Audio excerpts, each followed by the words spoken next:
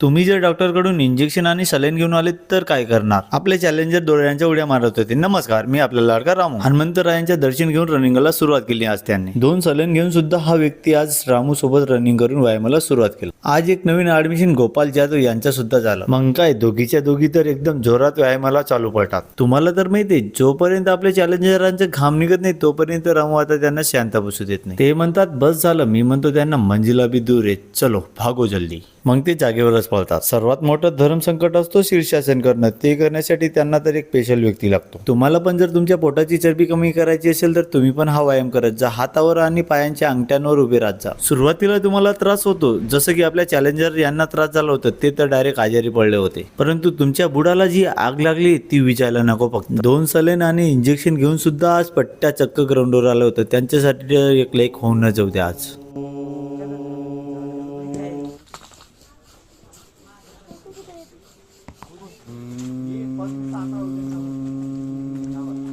रामूचा शेवटचा आसन असतो तो शीर्षासन आणि आपले जे चॅलेंजर आहे त्यांचा शेवटचा व्यायाम असतो तो दोऱ्यांच्या उड्या मारणं. मग काय, 100च्या वरती सुद्धा वजन असून सप्पासप दोऱ्यांच्या उड्या मारतात. आपले नवीन सदस्य गोपाल जाधव हे सगळं बघून तर चक्क हैराण होतात. त्यांच्यासोबत आपले हे टिंगो आपला पण व्हिडिओ घ्या म्हणे. आता हे चॅलेंज थांबेल असं मला वाटत नाही. थांबेल की नाही ते बघण्यासाठी आपल्या व्हिडिओला लाईक करा आणि आपल्याला फॉलो करा.